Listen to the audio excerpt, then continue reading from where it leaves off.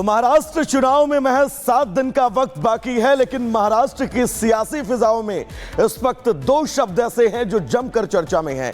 सबसे पहला शब्द वोट जिहाद, तो वहीं अब देवेंद्र फडणवीस की तरफ से एक शब्द दिया गया है और यह शब्द है धर्म युद्ध। दरअसल देवेंद्र फडणवीस ने मंच से इस बात का ऐलान किया है और कहा है वोट जिहाद को चोट देने के लिए सिर्फ और सिर्फ हमें एक ही रास्ता अब अपनाना है और वो है धर्म युद्ध। महाराष्ट्र की इन सियासी फिजाओं में कैसे कैसे बयानवीर और कैसे कैसे बयान सामने आ रहे हैं, इस रिपोर्ट के जरिए आपको विस्तार से बताते हैं।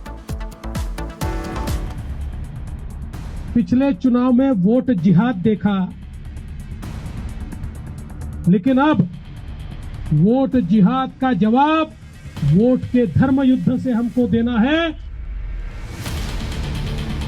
आज ये बीजेपी का देवेंद्र फडणवीस बोलता है मेरा नाम लेके औरंगाबाद में, सुन ले ओवैसी।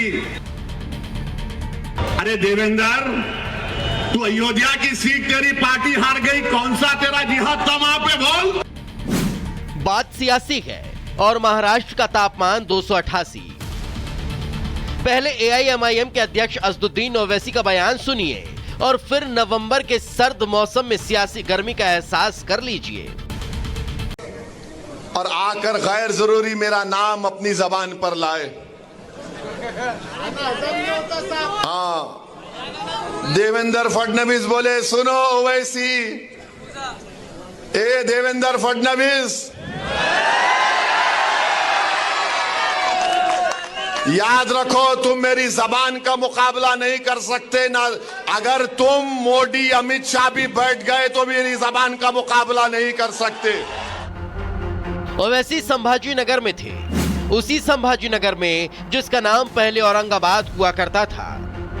और इस बार संभाजी नगर की लड़ाई आर पार की देखी जा रही है। ऐसा इसलिए भी क्योंकि बीते दिनों में जब देवेंद्र फडणवीस आए थे तो उन्होंने इसी संभाजी नगर में वोट जिहाद का जिक्र किया था और वोट जिहाद का जवाब धर्म युद्ध से देने की बात कही थी। हम लोगों ने पिछले चुनाव में वोट जिहाद देखा।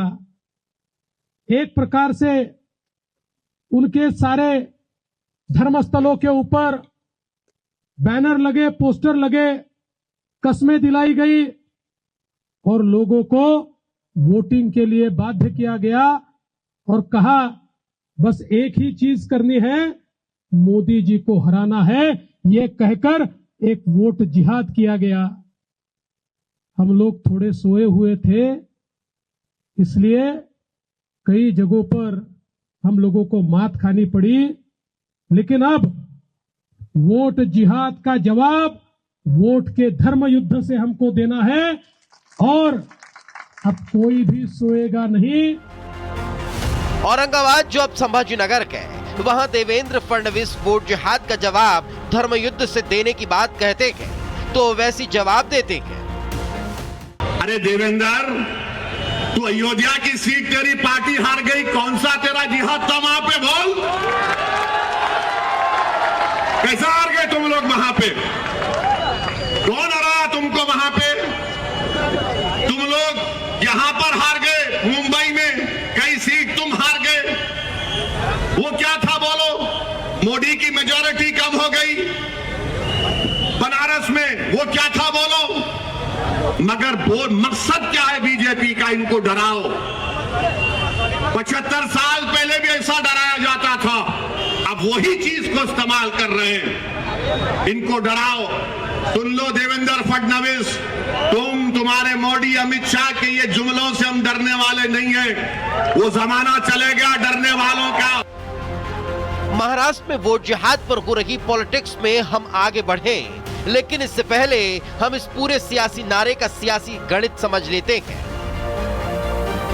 दरअसल फडणवीस के मुताबिक वोट जिहाद का मतलब यह है कि मुस्लिम मतदाता बीजेपी को हराने के लिए एकजुट होकर वोट डालते हैं और शायद इसलिए फडणवीस हिंदू वोटरों से एकजुट होकर धर्म युद्ध के लिए वोट करने की अपील कर रहे हैं। मकसद हिंदू मतदाताओं को एकजुट करके बीजेपी को चुनाव में जीत दिलाना है। लेकिन मुद्दा यह है कि क्या बीजेपी का यह दांव महाराष्ट्र चुनाव में काम करेगा? सवाल ये भी उठ रहा है कि क्या महाराष्ट्र में मुस्लिम मतदाता उसी नेता को वोट देते हैं जो बीजेपी को चुनाव में कड़ी टक्कर दे रहा होता है। और सवाल ये भी कि क्या मुस्लिमों की एकमुश्त वोटिंग का जवाब बीजेपी ने अब धर्मयुद्ध के जरिए ढूंढ लिया है। ये वो तमाम सवाल हैं जो महाराष्ट्र विधानसभा चुनाव में सबसे बड़ा मुद्दा बन चुके हैं, जिस पर अब सियासत भी हो रही है। लेकिन 8 दिन बाद ही ये पता चलेगा कि फडणवीस का वोट जिहाद के खिलाफ चला गया धर्मयुद्ध वाला दांव बीजेपी के लिए कितना फायदेमंद साबित होता है और वैसी मुसलमानों को कितना एकजुट कर पाते हैं। Bureau report, Republic Bharat.